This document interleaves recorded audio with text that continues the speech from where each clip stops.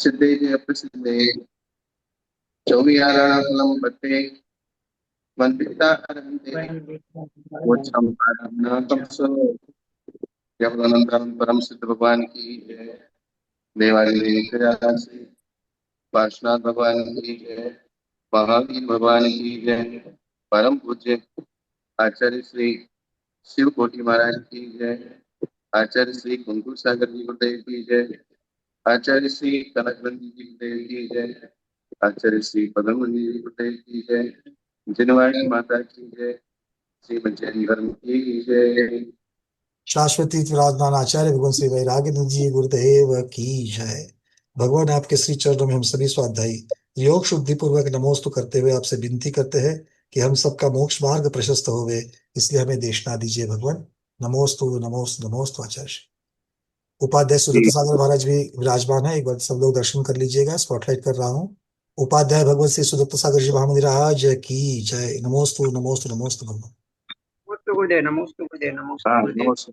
नमस्ते चैतन्य महाराज को नमोस्तु नमोस्तु नमोस्तु। नमस्ते स्वामी जी, नमस्ते नमस्ते, बहुत बहुत नमस्ते। भगवती आराधना पेज नंबर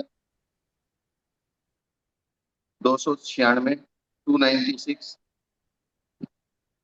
और गाथाएं चल रही है शायद 350 से। जी। अति संजदो विदुर्जन कैण दोषेण पावणे दोषम जय गुगये नो से हंसोय वपावि तुच्छन संसगीये विभावितो सुयण मज्जयारम्मी नरमली रमदीये दुच्चन मच्चे वीरगमहाय जय दीनीयम दोषम विदुज्जनो सुनैवैर गुणिने जय मेरुमल्लियंतो पावनीय छविम जय दी। दुर्जनों की संगति अनर्थकारी है, ये एक लोक प्रचलित कथा के माध्यम से कहते हैं। महान संयमी भी दुर्जन के द्वारा किए गए दोष से अनर्थ का भागी होता है। जैसे उल्लू के द्वारा किया गया दोष, निर्दोष हंस मारा गया। क्या दोष किसने किया? उल्लू उल्लू ने। ने। उल्लू ने। और मारा कौन गया? हंस। क्योंकि हंस और उल्लू दोनों एक साथ बैठे थे डाल में। अब ऊपर से कुछ बीट बीट उल्लू ने की या उल्लू ने कोई दोष किया, अब वो तो दोष करके उड़ गया। नीचे जो आदमी बैठा था तो उसने सोचा हंस ने किया है तो हंस को मार दिया। मतलब जैसे होता क्या है, सज्जन तो सज्जन रहता है, अब दुर्जन दुर्जन होता है। दुर्जन की संगति में सज्जन बैठेगा तो अपराध तो दुर्जन करेगा, तो दुर्जन तो भाग जाएगा और सज्जन वहां खड़ा रह जाएगा, तो पकड़ा कौन जाएगा? सज्जन। बस ये गणित है। इसलिए बोले वो जो पकड़ा गया दुर्जन की संगति से पकड़ा। दुर्जनों की संगति का अन्य दोष बताते हैं। दुर्जनों को संगति से प्रभावित दुर्जनों की संगति से प्रभावित मनुष्य को सज्जनों का सत्संग रुचिकर नहीं लगता, क्योंकि एक बार दुर्जनों की संगति में मन रमने लगे, निंदा रस में मन रमने लगे, इंद्रियों की विषयों की बातों सुन सुनकर मन जो है उसमें रमने लगे, तो फिर उसको सज्जन लोग अच्छे नहीं लगते। फिर वो सब कुछ छोड़कर दुर्जनों के पास ही धीरे धीरे धीरे धीरे उठना बैठना चालू करता है, उसी तरफ उसका झुकाव बढ़ता जाता है। सज्जनों के सत्संग में गुणों का कथन आगे की गाथाओं से करते हैं। सज्जनों की संगति से, संगति के गुण से दुर्जन अपना दोष भी छोड़ देता है। जैसे सुमेरु पर्वत का आश्रय लेने पर कौवा अपनी असुंदर छवि को छोड़ देता है। अब जहाँ सोना चांदी सब बहुत सुंदर पर्वत बना हुआ है और एक कौवा जाके वहां बैठ गया तो कौवा भी सुंदर ही लगेगा। क्या? जी, मतलब इस प्रकार से सज्जनों की संगति में दुर्जन भी अच्छा ही लगेगा। मतलब इसका मतलब क्या हुआ? जो संगति बाहुल्य प्राप्त होगी, जी। अब सुमेरु पर्वत तो ऊपर से नीचे तक ही सुंदर है, 1 लाख योजन का, उसमें कौवा जाके बैठ जाएगा तो अच्छा ही लगेगा। उस इतनी बड़ी सुंदरता का सामने छोटी असुंदरता कोई का उस पे कोई प्रभाव नहीं पड़ पाएगी। हाँ, और जहाँ दुर्जनों का ही राज्य है, जी। वहां एक सज्जन जाके बैठ जाएगा तो वो सज्जन भी दुर्जन लगेगा। इसलिए जहाँ जिस चीज की बहुलता होगी, उसी चीज में जो है, जैसे गुड़ के ऊपर हल्की फुल्की धूल उड़ के बैठ जाती है, तो वो हल्की फुल्की धूल भी गुड़ रूप से परिवर्तित हो जाती है, क्योंकि गुड़ का छेप बहुत ज्यादा होता है। जी। अब वर्तमान काल में तो दुर्जनों की ही भरमार है। इसलिए सज्जनों ने संभलना चाहिए। हाँ, इसलिए सज्जनों को सोच समझ के किसी भी नए आदमी को अपने साथ में जोड़ना चाहिए, क्योंकि सब कुटिल बुद्धि हैं, ज्यादातर दुर्जनता पालते हैं, और दिखावे से तुम्हारे साथ रहेंगे। जरा सी भी तुम्हारी कोई गलती हुई तो तुमको तुरंत व्हाट्सएप पे वायरल कर देंगे। 3 सेकंड के अंदर पूरे इंडिया में आपकी खबर पहुंच जाएगी। ये तो और भी डिजिटल मीडिया के साथ तो ये भी और भी। हाँ, पहले एक चीज होती थी कि पहले कहीं कोई अपराध हो जाता था तो एक देश से दूसरे देश तक नहीं पहुंचता था। कर्नाटक में क्या हुआ उत्तर भारत वालों को नहीं पता, उत्तर भारत में क्या हुआ कर्नाटक वालों को नहीं पता, सिकर जी में क्या हुआ बाहर वालों को नहीं पता, बाहर क्या हुआ सिकर जी वालों को नहीं पता। लेकिन ये डिजिटल मीडिया ने सबको ग्लोबलाइजेशन कर दिया, सब ग्लोबल हो गए। पूरा इंडिया नहीं, पूरा वर्ल्ड आपके सामने। इसलिए इस समय और ज्यादा सावधानी की आवश्यकता है। आवश्यकता है, नहीं तो संकलेश अपने को ही होना है। सही है। भाई संकलेश जो, दुर्जन को तो संकलेश होना ही नहीं है, क्योंकि उसको भी बुराई मान हाँ, ही नहीं रहा है वो। भाई जो सोले में है वो बच बच के चले। पंकज जी, जी जी, बहुत बढ़िया। जो सोले में है वो बच करके चले, जो सोले में नहीं हो तो बिंदास चलेगा। वो ये काय को बच के दुर्जन चले। जी पंकज आचार्य जी, जी। हाँ समझ। पंकज जी, दुर्जनता का होना ही जो के संकलेश भाव है। बिना जी। संकलेश भाव के वह दुर्जन हुआ ही नहीं। क्या बात है। यही बात, उसका परिचय ही वही है। मतलब जो अच्छा है, सुरक्षित है, जिसको खराब होने का डर है, उसी को सावधानी रखनी पड़ेगी। जो खराब है, बुरा है, उसको मैं बुरा हो जाऊंगा ऐसी सावधानी की आवश्यकता उसको है ही नहीं। शोध वाला उदाहरण बहुत पक्का है गुरुदेव। है? स्वामी जी, सब लोग उसकी स्वामी अनुभूति कर सकते हैं मतलब। हाँ। स्वामी जी, हाँ जी। कोई व्यक्ति सोले में खड़ा है मंदिर के सामने, स्वामी जी अभी वैरागी नदी जी आर के लिए उठने वाले हैं, हम्म। और शोध वाला खड़ा है, और उसको दूसरा बिगड़ शोध वाला आकर के अड़ जाए, छू जाए, हम्म। तो वह शोध वाला बिगड़ गया। मैं ये हम्म। पूछता हूँ, वो शोध वाले के संपर्क में आकर के बिगड़ शोध वाला क्यों नहीं होता है? पंकज जी बताओ जरा, आप इसका जवाब दो। देखो, जो शोध हुआ है, अब ये तो पर्याय की अपेक्षा से भी वर्णन होगा, और जो संकेत की अपेक्षा से, वो संकेत की अपेक्षा से भी होगा। पर्याय की अपेक्षा से जब देख रहे हैं, तो जो शुद्धि प्राप्त करने के लिए जो उसने जो परिश्रम लिए हैं, शुद्धि प्राप्त, क्योंकि अशुद्ध होने के लिए परिश्रम लेने की जरूरत नहीं है। शुद्ध होने के लिए परिश्रम, शोध में जाने के लिए परिश्रम है। शरीर की शुद्धि, वस्त्र की शुद्धि और उसको बचाना, ये सारा पुरुषार्थ, ये सारा वहां पर कार्य किया गया है। और अशुद्ध वाले को तो कुछ भी नहीं करना है। तो आकर के जिस चीज को बिल्कुल भी मेहनत नहीं लगती है, श्रम नहीं लगते हैं, उस रूप से वो बिना पुरुषार्थ के, बिना श्रम के शुद्ध कैसे होगा? किंतु जिस चीज में श्रम नहीं लगना है, वो ऐसी चीज, मतलब शुद्ध वाले को अशुद्ध होना बिल्कुल, क्योंकि उसके लिए तो उसको कोई श्रम ही नहीं करने, तो वो बिल्कुल अशुद्ध हो जाएगा। तो इस बेस पर और भी इसका विचार, इसका और भी इसको विस्तार किया जा सकता है इस चीज का। ये बात ऐसी है पंकज जी, स्वामी जी, कि जब आपने ही कहा था कि जैसे भी यहाँ उदाहरण दिया गया, सुमेरु पर्वत पर बैठा हुआ कौवा असुंदर सभी को छोड़ के सुंदर हो जाता है, जी। और दुर्जनों के बीच में बैठा हुआ हंस वो मारा जाता है। अब एक तरफ शुद्धि वाला और एक तरफ अशुद्धि वाला, नेगेटिव ऊर्जा का प्रमाण ज्यादा है और पॉजिटिव ऊर्जा का प्रमाण कम है, तो बिना शोले वाले को छू के सोले वाला बिना सोले वाला हो गया। लेकिन जहां पर पॉजिटिव ऊर्जा का प्रमाण ज्यादा है, जैसे जैसे रामचंद्र जी ने जंगल में दंडक वन में जब मुनियों को आहार कराया था, तब वो गिद्ध पक्षी उनके झूठन में, वो जब उस झूठन को पीने लगा तो वो भी स्वर्ण के समान सुंदर हो गया।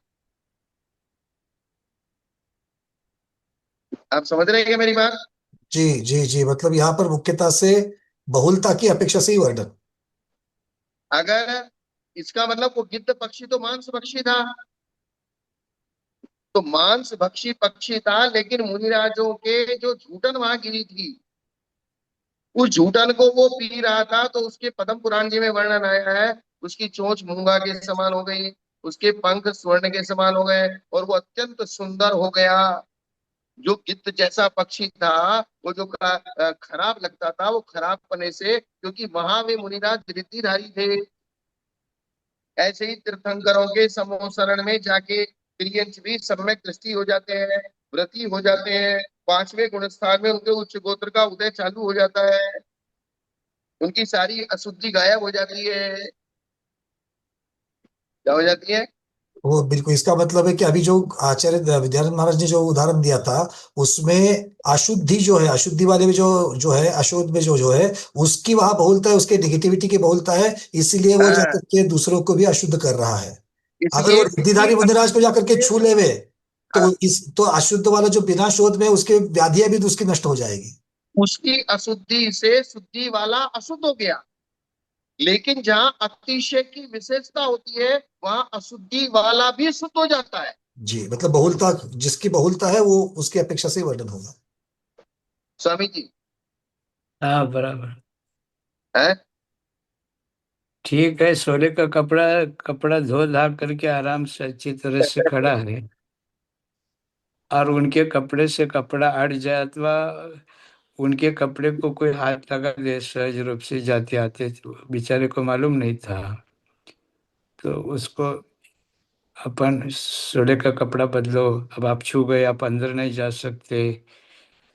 तो तो माने उसका जय माने स्पर्श का प्रभाव बहुत ज्यादा पड़ता है, इसलिए रेकी चिकित्सा के अंतर्गत ये एक तरह से स्पर्श चिकित्सा है। स्पर्श चिकित्सा है, और ओटी में, ऑपरेशन थिएटर में कोई भी बाहर का छुआ हुआ सामान अंदर नहीं जाता, स्टेरलाइज होके ही जाता है।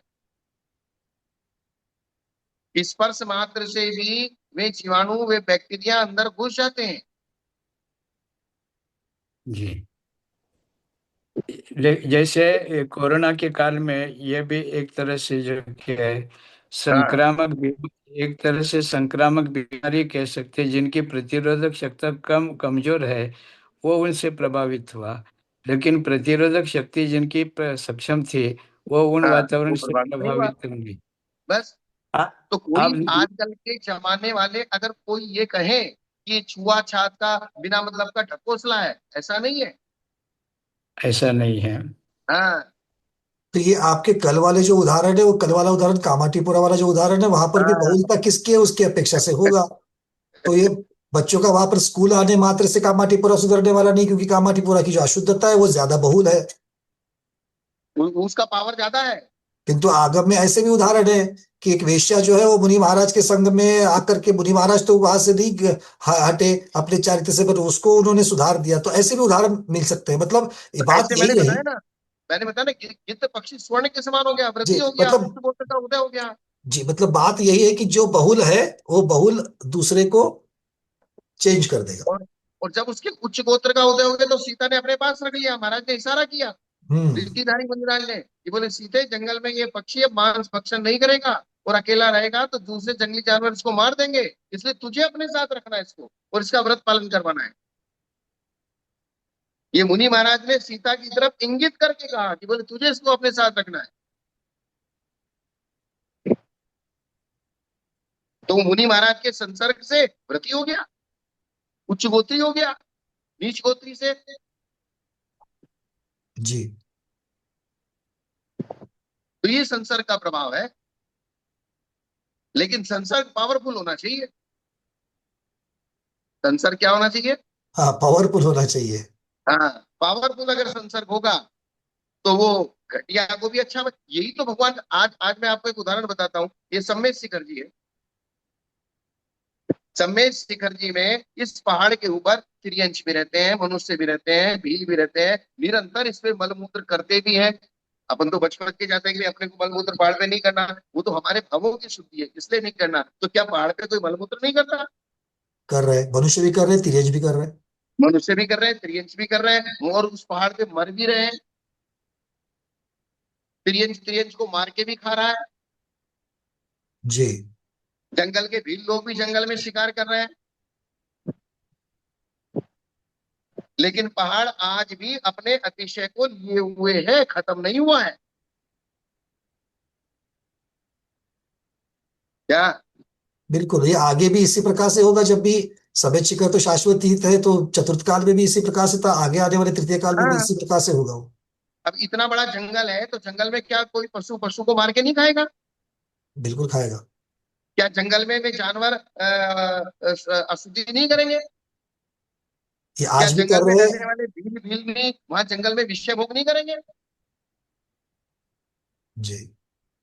ये वे जानवर विषय भोग नहीं करेंगे। लेकिन अतिशय उसी को कहता है, तो कहते हैं जो निरतिशय को भी अपने रूप में परिवर्तित करते जी। माने जैसे अभी जैसा संदर्भ भक्तम ये भगवत आराधना में चल रहा है, हैं। माने कमजोर कमजोर पक्ष वाला साधक अगर शिथिल लोगों के साथ ना संबंध रहे। में आ जाए, माने थोड़े समय के लिए बात अलग है, लेकिन हमेशा उनका वास्तव उनके विश्वास में आ जाए और हाँ, अपनी बुद्धि उनकी बुद्धि में ढाल दे, उनका अपना आचरण उनके आचरण में ढाल दे, तो धीरे धीरे जो क्या है पूरा पूरा नुकसान हो उनमें जाएगा। ढल ढल जाएगा। हाँ, नुकसान हो जाएगा। हम्म। तो इसीलिए अगर हम ऐसा कहें कि श्रावक हो या साधु हो या क्षपक हो, हमेशा हाँ, उच्च की संगति करेंगे तो ही हमारा कल्याण होगा। हाँ, अपने से अपन कमजोर हैं। अपन कमजोर व्यक्ति अपने से पावरफुल व्यक्ति के साथ रहे। सीधा सीधा सा गणित क्या है? जी, अपने से पावरफुल, अपने से उच्च के साथ में रहेंगे तो ही अपना कल्याण है। इसका मतलब ये नहीं है कि हम किसी की निंदा कर रहे हैं, तिरस्कार कर रहे हैं, तेरे साथ नहीं रहना है। लेकिन हमको अपनी चिंता है कि हम कहीं और डाउन ना हो जाए। नहीं, जब खुद के ग्रोथ की चर्चा चलती है, खुद के कल्याण की चर्चा चलती, तो उसमें दूसरे के अकल्याण की बात नहीं है। ये जरूरी नहीं कि मेरा हाँ? कल्याण करके मैं दूसरे का कल्याण कर रहा हूँ। तो तो मेरे इसका कल्याण मतलब की ये बात नहीं है, कि इतना ही है। किसी के साथ नहीं, किसी हीन के साथ नहीं रहना चाहते, तो हमारे अंदर घमंड और अहंकार है। हाँ, नहीं नहीं, ऐसा ऐसा नहीं कह सकते। नहीं, कोई कह सकता है ना ऐसा? हाँ, अब ये तो विवक्षा अगर कोई लगा दे भी उस प्रकार से, तो नहीं, हाँ बोले भाई ठीक है, इनको ये बड़ा बहुत घमंड मानी है। है। हाँ, इनको बड़ा घमंड है। तो हम घमंड है, वो तो घमंड भी नहीं रखना। हम घमंड के निमित्त से किसी छोटे हीन व्यक्ति के साथ नहीं रह रहे। हमारा ग्रोथ रुक ना जाए, हमारा और इसीलिए तो नीची गति ना हो जाए, इसलिए हम छोटे व्यक्ति के साथ नहीं रहना चाहते। इसीलिए हमारे यहाँ ब्याह शादी रोटी बेटी का जो संबंध उच्च गोत्रियों के साथ उच्च जातियों के साथ साधर्मी के साथ करने क्यों कहा? अगर नीच लोगों के बीच में अपना उठना बैठना रोटी बेटी का संबंध हो जाए, तो कल जाकर के उनके घर पर खाना पीना भी शुरू होगा। इसीलिए तो ये सब देखा जाता है पहले से ही। पंडित रतन चंद जी मुख्तार साहब और हमारे पिताजी छोटी सी अवस्था से उन्हीं के पास रहे और उन्हीं के पास काम करते थे। और उनकी शादी हो चुकी थी, नई नई शादी हुई थी। तो पंडित जी रतन चंद जी मुख्तार साहब बाजार से लौट के आ रहे थे, तो हमारे पिताजी एक पान की दुकान पे खड़े थे। कहा? जी, पान की दुकान। पान की दुकान पे खड़े। उस समय तो उन्होंने उनको कुछ नहीं कहा, क्योंकि बाजार में कुछ कहना तो अपने बच्चे की इमेज खराब करना है। लेकिन जैसे ही घर में आए, रतन चंद साहब मुख्तार साहब के घर में आए, तो उन्होंने बहुत कड़क आवाज में पूछा। बोले तू पान की दुकान पे क्यों खड़ा था? पहले तो एक थप्पड़ लगाया, और पत्नी सामने खड़ी थी, नई नई शादी की। तो उनको एक थप्पड़ लगाया, बोले पान की दुकान पे क्यों खड़ा था? बोले मैं तो वहां उसके पास हमारी दुकान का माल गया हुआ था, उसका उधार मांगने गया था। क्या? जी, उधार मांगने के लिए गए थे। उधार मांगने के लिए गया था। तो बोले ऐसे आदमी को उधार देना क्यों जो उससे मांगना पड़े? बोले आइंदा पान की दुकान पे खड़े होने का नहीं, क्योंकि पान की दुकान हमेशा हीन लोगों का मजमा होता है। इसका जी, मतलब आप वहां पर, अगर आप, ये कोई देखेगा नहीं कि आप वहां पर क्यों गए हो, वहां पर किसी को भी यही लगेगा कि आप पान खाने गए हो। पान खाने गए या वहां हल्के लोग आते हैं। हल्के लोग आते हैं। तो हल्के लोग वहां पान खाने के लिए आते हैं, वो करने के लिए आते हैं, गुटखा तंबाकू खाते हैं, तो वो अपने लोगों के लिए खड़े होने का टाइम नहीं है। अगर बड़ा बनना है तो हमेशा बड़े लोगों के साथ बैठो, हल्के लोगों के साथ नहीं बैठना, वहां खड़े भी नहीं होना।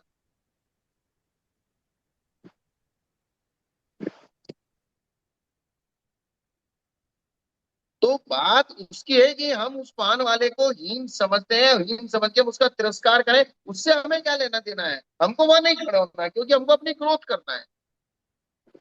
हमको क्या करना है? मतलब हमको उसका तिरस्कार नहीं करना है, वहां पर तो बात तो अपनी चल रही है बस। वहां तो बात अपनी चल रही है। हमने हमारी विवक्षा यह है कि हमको हमारा ग्रोथ चाहिए। तो हमको हमारा ग्रोथ चाहिए तो हमको हमारे से पावरफुल इंसान चाहिए। जी। अगर हमसे पावरफुल इंसान के साथ हम रहेंगे तो हमारी कमियां, हमारी गलतियां खत्म हो जाएंगी। और अगर हम अपने से हीन व्यक्ति के साथ में रहेंगे तो हमारा चारित्र जितना है और नीचे चला जाएगा। बिल्कुल, और ये तो अपना खुद का ही घात होगा। अगर हम खुद हाँ, का कल्याण नहीं करें तो खुद का घात कर रहे हैं। बस ये बात है। पंकजी काल परवा सांगितलं ना मी, हाँ। आचार्य शांतीसागर महाराजांचं वक्तव्य काय होतं, अज्ञानियों का गुरु बनने के बजाय ज्ञानी का शिष्य बनना शिष्य अच्छा बना। है। माने हाँ, ज्ञान अर्जन करना हो तो फिर अपने से जो ज्ञानी है उनकी संगति में रहना चाहिए। जी जी। अज्ञानी और का गुरु बनने इष्टोपदेश, से, अज्ञानी का गुरु बनने से हमको सिर्फ संकलित होने वाला है। और इष्टोपदेश में भी यही कहा, ज्ञानी की संगति करेंगे तो ज्ञानी बनेंगे और अज्ञानी की संगति करेंगे अज्ञानी बनेंगे। तो अभी तक अनादिकाल से जड़ पदार्थ माने अज्ञानी पदार्थ, जड़ पदार्थ पुद्गल पदार्थ अज्ञानी है, वो जड़ है, चेतना शून्य है, हिताहित का विवेक नहीं है, वो जड़ पदार्थ में है। तो उसकी संगति अपन किए है, इसीलिए अपन मूर्तिक माने जड़ बन चुके, अज्ञानी बन चुके। इसलिए आत्मा की संगति करो कहा, क्योंकि आत्मा ज्ञानी है। इष्टोपदेश समाधि तंत्र में ऐसी बहुत सारे जो कि श्लोक पढ़ने को मिलती है। आध्यात्मिक दृष्टि से पूज्यपाद आचार्य ने बताया, यहाँ भगवती आराधना में संगति किनकी करनी चाहिए, ये महाराज साहब बता रहे हैं। सज्जनों का आश्रय लेने पर अभ्युदय रूप फल और पूजा का लाभ होता है। यह कहते हैं जैसे सुगंध से रहित हुई फूल, यह देवता का आशीर्वाद है, ऐसा मानकर सिर पर धारण किया जाता है।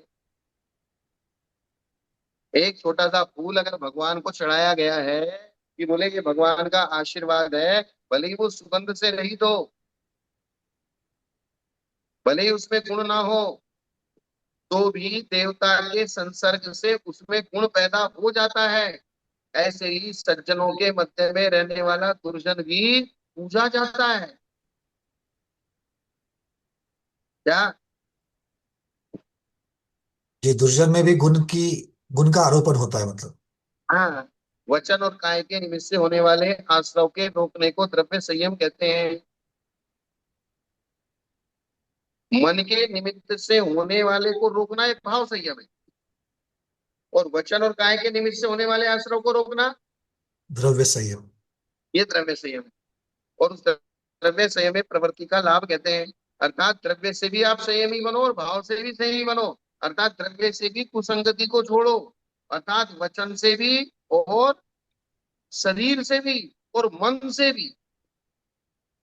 जिसको धर्म से प्रेम नहीं है तथा जो दुख से डरता है, वह मनुष्य भी संसार भीरु यतियों के मध्य में रहकर भय भावना, भय मान और लज्जा से पाप के कार्यों से निवृत्त होने का पुरुषार्थ करने लगता है। जिसको धर्म से प्रेम नहीं हुआ है लेकिन दुख से डरता है, दुखी नहीं होना चाहता, तो ऐसा मनुष्य ऐसे साधुओं के बीच में रहे। कैसे साधु? जो वास्तव में साधु है। ये कैसे संसार साधु? संसार भीरु विशेषण लगा दिया उन्होंने यहाँ पर। अर्थात ऐसे साधु जो संसार से भीरू हैं, ऐसे साधु जो अपनी साधना व्यवस्थित करते हैं, अपने रत्नत्रय का निरतिचार पालन करते हैं, अपने ज्ञान वैराग्य में रहते हैं, उनको देख के जो दुख से डरता है लेकिन धर्म से प्रेम नहीं है, उसके अंदर भी भावना, भय, मान और लज्जा के कारण से, या तो लगातार भावनाओं के कारण से, या भय के कारण से, या मान के कारण से, या लज्जा के कारण से पाप कर्मों से निर्वृत्त होने का पुरुषार्थ करने लगता है। इसलिए अपने आप को डाउन नहीं करना, अपने गुणों को डाउन नहीं करना, गुणों की वृद्धि करने का पुरुषार्थ करना, क्योंकि डाउन गुण वाले तो दुनिया में ही हैं। क्या? जी, मतलब उनको ढूंढने की जरूरत नहीं होगी, इतने हैं। हल्के लोगों को ढूंढने की आवश्यकता कहाँ है? वे तो पग पग में हैं। इसलिए तो समाधि का साधक बहुत 12 साल तक खोज करता है कि मुझे कोई समाधि कराने वाला निधियापक मिल जाए। संसार से भी यति भी सज्जनों का सत्संग करने से लाभान्वित होता है। जो मनुष्य पहले से ही संसार से विरक्त है, वह विरागियों के मध्य में रहकर भी और अधिक विरागी हो जाता है। जैसे बनावटी गंध से द्रव्य स्वभाव से ही सुगंधित द्रव्य की गंध के संसर्ग से और भी अधिक सुगंधित हो जाता है। एक नेचुरल गंध होती है और एक बनावटी गंध होती है। तो बनावटी गंध जिसके अंदर है, उसको अगर नेचुरल गंध वाले के साथ में रख देते हैं तो उसके अंदर भी नेचुरल गंध घुस जाती है। ऐसे अभी जो पूरा तरीके से वैरागी नहीं है, लेकिन वो अगर वैरागियों के बीच में रहेगा तो वो भी वैरागी भाव से ओतप्रोत हो जाएगा। चारित्र में क्षुद्र यति बहुत भी हो तो आपको उनका संग नहीं करना चाहिए, और गुणशाली एक भी हो तो उसकी उपेक्षा नहीं करनी चाहिए। बोले 1000 लोग मिलके भी जो काम नहीं करेंगे, वो गुणशाली एक अकेला कर देगा। वह सत्य सद सहसा धोवी, सुशीलो वरम कुए गोवी, जम संसिद सुशीलम रंसन नान चरणानि वड्डन्ति, संजद संजद जनावमानम पिबरम दुज्जन कदा दुपूजादो, शील विनाशम दुज्जन संसर्गी गुणदिनेहु दरिद्रम, आशय वसेन एवं पुरुषा दोषम गुणम व्यपावन्ति, तम्माप सत्य गुणम में आशयम अल्लिए जाए। मतलब ये भगवती आराधना, एक एक गाथा, एक एक सूत्र सिर्फ सूक्तियों से भरा हुआ है।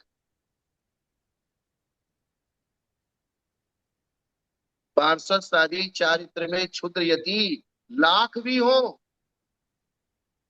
तो उनसे एक भी सुशील यति श्रेष्ठ है, जो अपने संगी के शील, दर्शन, ज्ञान और चारित्र को बढ़ाता है। अर्थात जिसके संसर्ग में रहने से उस व्यक्ति का शील भी बढ़ता है, श्रद्धान भी बढ़ता है, ज्ञान भी बढ़ता है और चारित्र भी बढ़ता है। आपको उसी का आश्रय लेना चाहिए। गाथा में आए हुए पार्श्व शब्द जो चारित्र में क्षुद्र हैं, उन सबके उपलक्षण के लिए है। अर्थात जिन जो भी चारित्र में हीन है, तो हमको चारित्र में हीन है उनकी हीनता के प्रचार प्रसार नहीं करने हैं, लेकिन उनकी उपेक्षा भाव करके हमको अच्छे साधुओं के बीच में रहना है। दुर्गुणों का प्रचार प्रसार करना, किसी की निंदा करना, किसी की आलोचना करना, ये तो हमारे यहाँ बताया ही नहीं गया है। अगर ऐसा किया जाता है तो सम्यक दर्शन का दूषण है। इसका दूषण है सम्यक दर्शन का। सम्यक दर्शन। हमको तो अपनी चिंता करनी है। भाई ठीक है, किसी की दुकान पे हम माल लेने के लिए गए लेकिन वो माल हल्का है तो हमें नहीं लेना, बस बात खत्म। बढ़िया माल दो भैया भाई, वो भी पसंद है नहीं, और अच्छी क्वालिटी का दो, और अच्छी क्वालिटी का दो, तो इसका मतलब ये हमने उसको जो हल्की क्वालिटी को छोड़ दिया। ये लोग व्यवहार है क्या? बिल्कुल, मतलब इसका अर्थ ये नहीं कि हम उसका तिरस्कार कर रहे हैं या अपमान कर रहे हैं। तिरस्कार का क्या मतलब है? उसकी क्वालिटी हीन है तो हम क्या करें? हमको हम नहीं क्या चाहिए वो करें? हीन क्वालिटी। बिल्कुल। हमको हीन क्वालिटी नहीं चाहिए। अब बाजार में आप आम लेने के लिए गए, एप्पल लेने के लिए गए, वही आम एक गरीब आदमी होगा जिसका हीन स्टेटस होगा, वो सड़ा गला भी खरीद के ले जाएगा। जितनी बड़ी बड़ी कंपनियां हैं, जैसे गोदरेज जैसी कंपनियां हैं, बड़ी बड़ी जितनी कंपनियां हैं, अगर उनकी अलमारी में, अलमीरा में या टेबल में, कुर्सी में एक जरा सा भी खड्डा भी पड़ जाता है ना, वो रिजेक्ट हो जाती है, जी सेकंड क्लास में चली जाती है। जी जी, क्वालिटी में पास नहीं होती। हाँ, मतलब वो उसकी कीमत डाउन हो जाती है। अगर एक बारीक सा भी ऐसे ही जो आम होते हैं, जो अल्फांसो आम है, वो जो बिल्कुल बिना दाग का, बिल्कुल एक जरा सा भी उसमें कहीं नहीं है, उसकी कीमत अलग है। और गरीब आदमी सोचता है यार अपने पास पैसा ही नहीं है, हल्का दाग वाला भी है तो कोई बात नहीं, इसको काट के खा लेंगे।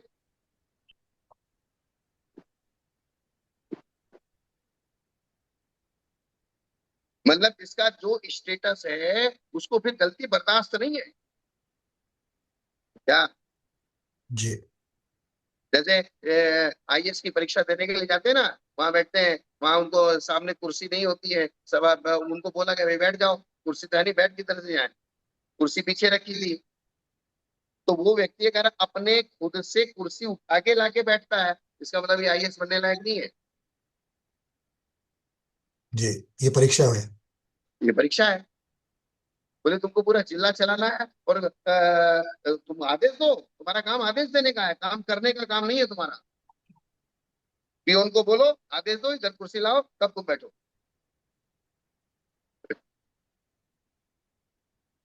ये चीज है। इसमें इसमें दो बातें हैं सर। हाँ स्वामी। इसमें आईएएस बनने के लिए जो व्यक्ति इंटरव्यू देने जा रहा है, हाँ सामने वाले साहब अगर उनको कहते हैं कुर्सी लाओ और बैठो, तो इसमें जो क्या है, एक विनम्रता, आज्ञा पालन गुण भी तो है। माने बड़े लोग कुछ कहे तो ये मानने जैसा आदमी है क्या? नहीं, इस रूप में भी तो परीक्षा उनकी हाँ, करने के लिए कह इस सकते हाँ हैं। तो इस रूप में भी देखा जा सकता है, विवक्षा है। लेकिन विवक्षा वहां है। उनकी, अगर उनकी ये विवक्षा है कि ये खुद लाता है कि पियोन से मंगाता है, अगर उनकी ये विवक्षा है, अब वो उस हम्म। विवक्षा को भी समझे। अगर वो दोनों विवक्षा को अगर एक्सप्लेन करता है तो फिर वो सही है, अगर एक को ही लेकर के चलेगा तो फिर प्रॉब्लम हो जाएगी। और कभी जो क्या है वक्त पर ये स्वयं होकर के जो क्या है अपने अंतर्गत अपने अधीनस्थ लोगों के साथ ये स्वयं भी काम कर सकता है क्या? नहीं। हाँ कर सकता जैसे है। जैसे मुकदमा है, या जैसे जिसको ये बताते हैं ना, अपने अधीनस्थ लोगों से काम कराने का जिनको काम दिया गया है, तो वक्त पर ये भी काम कर सकता है क्या? नहीं। ये आलसी है क्या, प्रमादी है क्या, अभिमानी है? इसकी भी परीक्षा इसके द्वारा हो सकती है। उनको बहुत सारी चीजें को परीक्षा करनी है ना, मतलब जी उसको अपना स्टेटस बनाए रखने की भी अकल है कि नहीं है, और टाइम पड़े तो खुद काम करने की भी अकल है कि नहीं है। बिल्कुल, ये जी। भगवती आराधना वहां पर भी लागू हो जाएगी। अगर मान लो जिले का अध्यक्ष एक कलेक्टर है, तो वो अगर मान लो हर रोज अपने सबऑर्डिनेट के साथ में, नीचे वाले लोगों के साथ में हंसी मजाक करता रहे, आते जाते उनके कंधे पर हाथ रख के चला रहे, तो उसके आगे कौन हाँ, बढ़ेगा? और नहीं नहीं उसी नहीं। के नहीं। साथ में जब जरूरत पड़ेगी तो आउट ऑफ द वे जाकर के उनसे काम करवाने की ताकत उसके अंदर होनी चाहिए। तो हाँ, दोनों चीजों का हाँ बैलेंस करके उसको चलना पड़ेगा। तो रोज उसके पंकज। कंधे पे हाथ रखेगा तो वो मजा नहीं आएगा, लेकिन हाँ नहीं साल में नहीं। अगर उसने एक बार कंधे पे हाथ रखा। जी, और ये करने से वो अपनापन भी बना कर रख रहा है उसके साथ। हाँ, जी आचार्य श्री, जैसे आप कुछ राजा कह रहे होता है, राजा को मैं सारी कलाएं आती है, भोजन बनाना भी आता है, हर चीज आती है राजा को। जंगल में जब रामचंद्र जी और लक्ष्मण अकेले, कहीं कहीं उन्हें मिट्टी के बर्तन बनाए, पत्तों के बर्तन बनाए, उनमें खाना पकाए, सब कला आती थी उनको। लेकिन इसका मतलब नहीं राजा बन के वो करते रहते हैं, जब जरूरत पड़ती तब कर भी लेते हैं। हैं, गुरुकुल में तो सारी चीजें पढ़ी है, हाँ उन्होंने सब सीखी है, तो जहाँ पर आवश्यकता होगी वहां करेंगे। तो आवश्यकता किस चीज के, ये समझना ये भी तो बुद्धिमानी हाँ, का बुद्धिमानी का उसका प्रसंग है।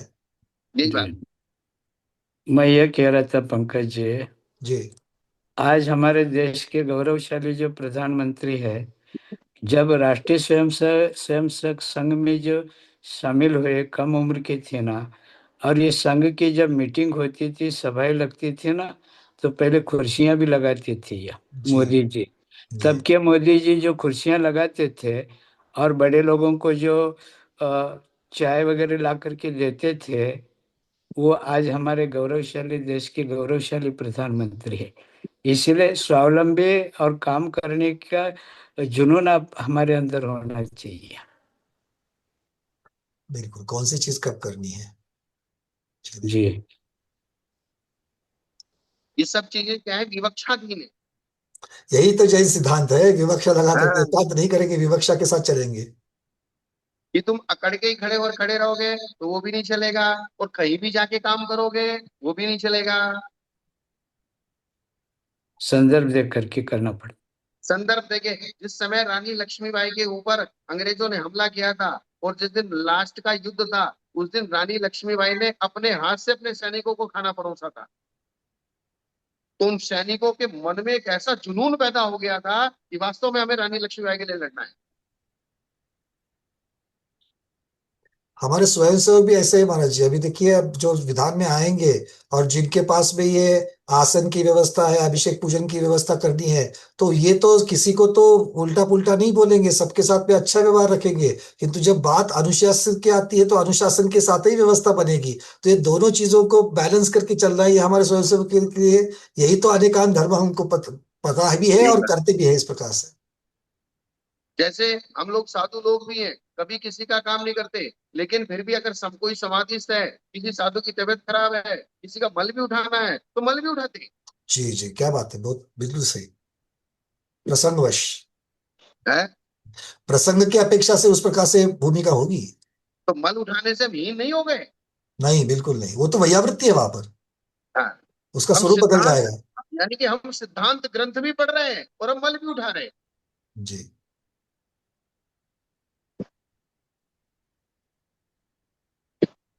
पार्षद सरकार चारित्र में क्षुद्र यदि लाख भी हो तो उनमें से एक सुशील यति श्रेष्ठ है। संयमी जन मुझ चारित्र का तिरस्कार करते हैं, अतः मैं पार्षद साधी चारित्रहीन मुनियों के पास, मुनियों के ही पास रहूं। ऐसा मन में विचार नहीं करना चाहिए कि बोले जो उच्च क्वालिटी के हैं वे तो उसको जो है एकदम से तिरस्कार कर देंगे कभी कभार। बोले तू ऐसा नहीं करता, लेकिन वो उसके हित के लिए। तो ऐसा मन में कोई विचार करके ये सोचे कि मुझे अच्छे लोगों के साथ नहीं रहना है, अच्छे लोगों के साथ ही रहना है, वे तिरस्कार भी करे तो भी तुम्हारा भला है। क्योंकि दुर्जन के द्वारा की गई पूजा से संयमियों के द्वारा किया गया अपमान श्रेष्ठ है। क्या बात है। क्या? दुर्जन के द्वारा की गई पूजा से संयमी के द्वारा किया गया अपमान भी श्रेष्ठ है। मतलब कुछ भी हो जावे तो आपको इतने, संयमी की ही या सुजनों की ही आपको संगति करनी है। अर्थात ये मैटर ऐसा है कि हजारों लोग तुम्हारी वाह वाह कर रहे हैं, महाराज महाराज महाराज महाराज, बहुत बड़े महाराज, कितना बढ़िया प्रवचन, ये वो फलाना ठिकाना, सब कुछ चल रहा है। लेकिन संघ के चार साधु जिस संघ में रहते हैं वे तुम्हें मानते नहीं। क्या? बिल्कुल, मतलब ये आपको कौन मानता है, ये भी महत्वपूर्ण है। और आपको, मतलब वे श्रावक आपको मानते हैं जो 24 घंटे में एक आध बार आपके पास आते हैं, वे आपकी चर्या को जानते ही नहीं है, खाली आए बैठे और चले गए। जो 24 घंटे जिनके साथ तुम रहते हो वे तुम्हारी चर्या को जानते हैं, वे मानने चाहिए। जी क्या? बिल्कुल, मतलब जो जिनके साथ में आप रहते हो, वो जो सुजन है, वो भी तो आपको सही कहना वे तो चाहिए। सम्मान, वे सम्मान देते नहीं है, तो बाहर के हजार श्रावक तुम्हें कितना भी सम्मान दे, वो सम्मान काम का नहीं है। बोले असंयमी जनों के द्वारा की गई पूजा या दुर्जनों के द्वारा की गई पूजा और संयमी जनों के द्वारा दिया गया अपमान वो श्रेष्ठ है। इसका कारण यह है कि दुर्जन का संसर्ग शील का विनाशक है। दुर्जनों का संसर्ग क्या है? शील का नाशक। और किंतु संयमी जनों के द्वारा किया गया अपमान आपके शील को बढ़ाने वाला है, अर्थात आपके गुणों को बढ़ाने वाला है। एक बड़ा व्यक्ति, संयमी व्यक्ति अगर आपको धुतकारेगा भी ना, तो आपको कहीं ना कहीं हृदय में चोट लगनी चाहिए, इसलिए वो धुतकारना है कि आप सुधरो। प्रस्तुत चर्चा का उपसंहार करते हैं। इस प्रकार से अच्छे बुरे आश्रय के कारण पुरुष दोष और गुण को प्राप्त करते हैं, इसलिए प्रशस्त गुणयुक्त आश्रय का ही आश्रय लेना चाहिए। जो प्रशस्त हो, गुणयुक्त हो, ऐसे आश्रय का ही आश्रय लेना चाहिए। अर्थात जिसके आश्रय में प्रशस्तता हो और गुण हो, उसके आश्रय में तुम चले जाओ। इसलिए तो उन्होंने कहा है पंच गुरु चरण शरणो। क्या कहा है? पंचगुरु शरण। पंच गुरु चरण शरणो अपाय रक्षितो, क्योंकि वे तुम्हारी अपाय से रक्षा करेंगे। और इसलिए उसका भी थोड़ा सा जो है आपको विचार कर लेना चाहिए। क्या कर लेना चाहिए? उसका भी आपको सोचना चाहिए, विचार करना चाहिए। हाँ। पत्तम ये इतियानिठम विभण्डमाणस्य सगणवासिस्य कड़ुगम वेओसहम तम मुहुर्विवायम हवै तस्य पत्तम ह्येदानिठम विभण्डमाणं नरेण घेत्तव्यम पेल्ले लूणविदं चूडं बालस्य घदं व तं कुहिदं अपप्रशंसं परिहरे तदा सा होई जस विनाशयरा अपाणम थोवंतो तण तणल हुओ होती उजाणमी। अपने गण के वासी साधु को हितकारी किंतु हृदय को अनिष्ट भी लगने वाले वचन बोलना चाहिए। जो अपने साथ रहने वाले हैं उनको हितकारी बोलो। अगर उनको कभी कड़वे भी लगे तो लगने दो, लेकिन हितकारी बोलो। क्योंकि वचन कड़वी औषधि की तरह उसके लिए मधुर फलदायक होते हैं। दूसरे को अनिष्ट वचन बोलने से हमारा अपना क्या प्रयोजन? बहुत सारे करते हैं बोले हमको, हम क्या उसको नहीं पता? वो अपना हित हित नहीं जानता है, हमको नहीं बोलना है, हमको क्या लेना देना है? ऐसा अगर आप सोचते हो, इसका मतलब आप धर्म की रक्षा में आपका भाव नहीं है, धर्मात्मा की रक्षा का आपका भाव नहीं है। तो ये दूसरे को अनिष्ट वचन बोलने से हमारा अपना क्या प्रयोजन है? हम क्यों बोले? हमें क्या लेना देना है? उसको जो करना है करने दो। वो क्या अपने आप का हित हित स्वयं नहीं जानता है क्या? ऐसा मानकर उसकी उपेक्षा नहीं करना चाहिए। जहां तक बने पुरुषार्थ करके उसको लाइन पे लाने का पुरुषार्थ करना ही चाहिए। ठीक है ना? परोपकार करना ही चाहिए।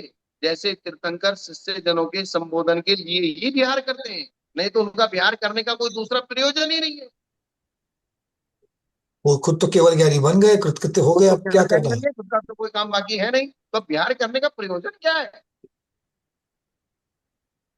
कि उनको एक जगह रह के आसक्ति ना हो जाए इसलिए विहार कर रहे हैं।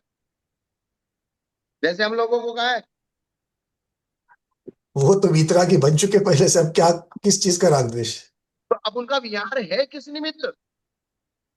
जग अन्य का कल्याण करने के लिए तो है। अर्थात जहाँ के जीवों का भाग्य प्रबल होता है, जहाँ के जीवों के निकट भव्यता होती है, जहाँ के जो निकट भव्य मोक्ष जाने वाले होते हैं, भगवान का विहार उसी तरफ होता है।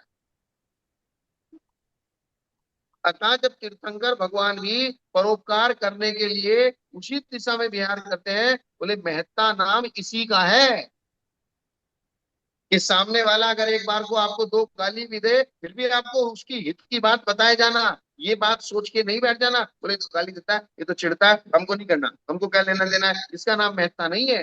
महत्ता तो इसका नाम है, नहीं भाई शांति से सुन ले, शांति से कर ले, कहीं ना कोई तो बात उसके दिमाग में लगी जाती है। इसलिए परोपकार करने में भी तत्पर रहना, इसमें भी विवक्षा है कि कोई बहुत बड़ी बिल्कुल ही ऐसी चीज हो जाए कि वो मरने मारने को तैयार हो जाए, फिर बाद में सोचेंगे, लेकिन पुरुषार्थ तो करो। क्या करो? ये पुरुषार्थ तो करना चाहिए। और वो पुरुषार्थ पुष्पडाल को 12 साल तक बारिश लेके घूमे कि नहीं घूमे? 12 साल तक झेला कि नहीं झेला? एक दिन झेला कि 12 साल? बहुत बड़ी बात है ये। है? ये सामान्य बात नहीं। जबकि उनको पता था ये द्रव्य से मुनि है, ये निरंतर अपनी पत्नी को याद करता है, इसका मन यहाँ साधु पने में 1 मिनट भी लगता नहीं है, फिर भी 12 साल तक लगातार पुरुषार्थ करते रहे। अब तो 12 मिनट नहीं कर सकते। अपने ही भरण पोषण में लगे रहना, ये तो क्षुद्रजनों का काम है। अपना पेट तो बोले कौवा भी भर लेता है, और कौवा भी अपना पेट खुद नहीं, अब देखिए अकेला नहीं खाता, अपने पूरे परिवार को बुला के खाता है। किंतु परोपकार ही जिनका स्वार्थ है, ऐसे पुरुष सज्जनों में अग्रणी बहुत विरल होते हैं। बड़वानल अपना कभी न भरने वाला पेट भरने के लिए समुन्द्र का जल पीता है। समुद्र में जो आग लगती है उसको बड़वानल बोलते हैं। जंगल में जो आग लगती है उसको दावानल बोलते हैं। पेट में जो आग लगती है उसको जठरानल बोलते हैं। और गुस्से की आग को क्रोधानल बोलते हैं। एक काम की आग होती है। ये आग अनेक प्रकार की है। एक पेट की आग, जंगल की आग, समुद्र की आग, काम की आग, क्रोध की आग।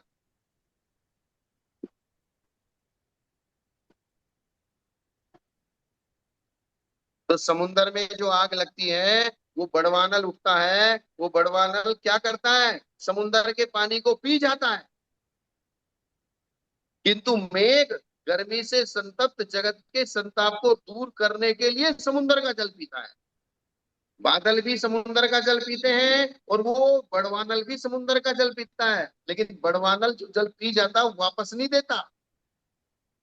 क्या? जी, वापस नहीं करेगा। वापस नहीं देता। और मेघ जो पानी लेते हैं वो वापस देने के लिए ही लेते हैं। किसके लिए? पीने के लिए वापस। हाँ, क्योंकि समुद्र का पानी खारा होता है। उल्टा उसको और वे सही करके और जहां जहां लोगों को जरूरत होती है वहां वहां खुद जा जाकर देते हैं। क्या करते हैं? हाँ, जो जहां जहां प्यासे है वहां जाकर के देते हैं। हाँ, जाके देखे। और पानी को भी खारे से मीठा करके देते हैं। ये परोपकार है। ये इसको कहते हैं परोपकार की भावना। और उसमें भी बिना स्वार्थ के देते हैं। हम बादलों को क्या दे रहे हैं वापस रिटर्न में? वो तो दिए और चले जाते हैं। वो लेने के लिए खड़े ही नहीं रहते कि भाई मैंने तुमको पानी दिया तो मुझे कुछ दो। स्वयं नष्ट स्वामी भी हो जाते हैं। हाँ, स्वामी स्वामी जी, जी। ये जो समुद्र में जो बड़वानल होता है ना, अनल माने अग्नि, है ना। हाँ, समुद्र में जो बड़वानल होते हैं वो जल से, समुद्र जल से वो बुझता नहीं क्या? नहीं बुझता। पानी में ही आग उत्पन्न होता है। समुद्र में तेल के कुएं होते हैं। जी। जो तेल का कुआं होता है, तेल का जो अंश होता है वो जब फूट जाता है नीचे से और उसमें जब आग लग जाती है, जैसे कुछ आग तो इस प्रकार से आग लगती है तो इतने सारे पानी से भी वो आग बुझती नहीं है। समुद्र के अंदर जो वोल्केनो ज्वालामुखी होते हैं उसकी भी हालत यही होती है। हाँ, और तेल पूरा पानी के ऊपर तैरने लगता है। उस तेल में आग लगती हम्म। है। ऐसी स्थिति हो जाती है। जैसे कुछ केमिकल्स ऐसे होते हैं, कारपेट जैसा होता है ना, उसको आप पानी में डालो। पानी में डालने के बाद आग लगा दो, पानी कितना भी चारों तरफ हो लेकिन वो कारपेट निरंतर जलता रहेगा। जिससे अपन आम पकाते हैं। एक हमने केला पकाते हैं, साउथ आम में पकाते हैं। साउथ में भगवान हमने एक देखा था, केरल में मुख्यतः से देखा था कि हाँ, ऐसे एक कांच का ग्लास रहता है, उस पे नीचे पानी, ऊपर एक थोड़ा सा तेल, और उसके अंदर दिया रहता है। तो वैसे तो पानी का दिया रहता है बट पानी के ऊपर तेल रहता है और तेल से वो दिया जलते रहता है। हाँ। तो ये भी तो पानी की आग ही होगी। तो पानी से बुझता नहीं है वो। नहीं बुझता। ऐसे बहुत सारे केमिकल्स हैं जो केमिकल्स पानी के अंदर डाल दिए जाते हैं और उसमें आग लगा दो तो पानी उसको बुझा नहीं पाता। जी। हाँ, आगे चल करके जब वो केमिकल का या उसके ईंधन का प्रभाव जब कम हो जाएगा तब हाँ, तो बुझ वहां पर जाएगा। वही वही वापस निकल, जो बहुलता में रहेगा वो उसके ऊपर हावी हो जाएगा, फिर वहां पर भी हो जाएगा। जैसे कभी बिल्डिंग को आग लगती है पंकज जी, बड़े बड़े शहरों में, जी तो छोटा मोटा आग हो जाए तो उसको अपन बुझा सकते हैं। लेकिन एकदम चारों तरफ से वो बिल्डिंग जल रही है तो फिर उसको बहुत मुश्किल होता है। ऐसे ये बड़वानल का भी हाल होगा। जी जी बिल्कुल। बड़ी आग में अगर पानी डाला जाता है तो पानी भी तेल का काम करता है। हम्म। बहुत भारी अगर आग होती है तो ये कि इसके लिए ये सूक्ति दी गई है कि बोले पुण्यहीन जीवों के लिए कोई सहायता नहीं करता।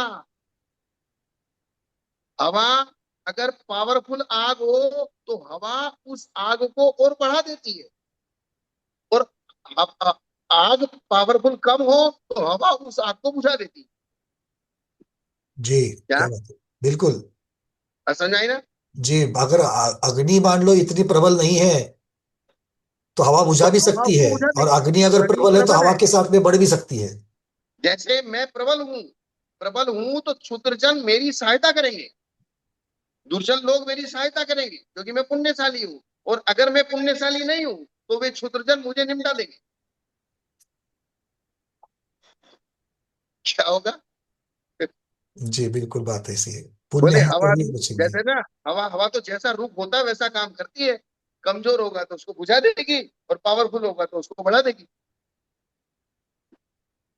ऐसे ही पानी का काम है, ऐसे ही हवा का काम है। इसलिए उन्होंने कहा है कि समुद्र तालाब के अंदर जो कमल का फूल होता है उसके नीचे पानी होता है, और पानी से पानी का प्रवाह निरंतर उस कमल के फूल में बहता है, तो सूरज कितना भी कठोर हो उसका कुछ नहीं बिगाड़ सकता।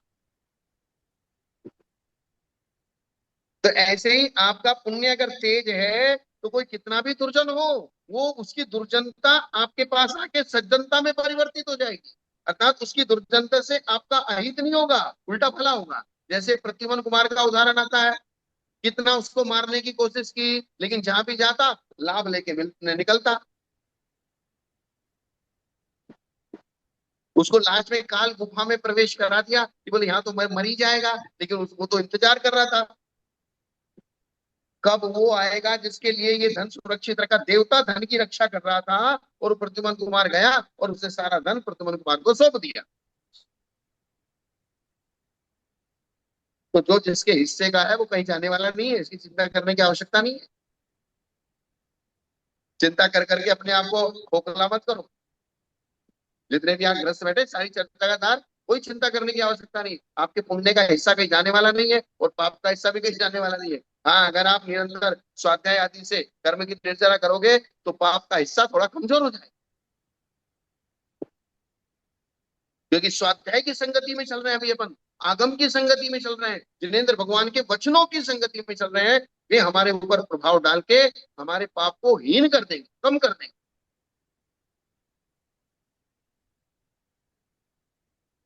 इसलिए पावरफुल के पास जाओ।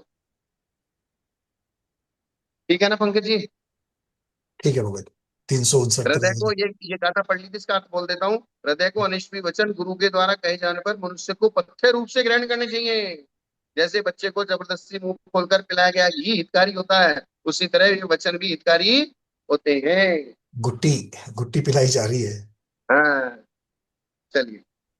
बहुत बढ़िया। तो आज के स्वाध्याय को गुरुओं के श्री चरणों में बारंबार नमोस्तु वंदना में इच्छा कार्य करते हुए यहीं पर समापन करते हैं। जैनम जयतु शासनम, जैनम जयतु शासनम, जैनम जयतु शासनम।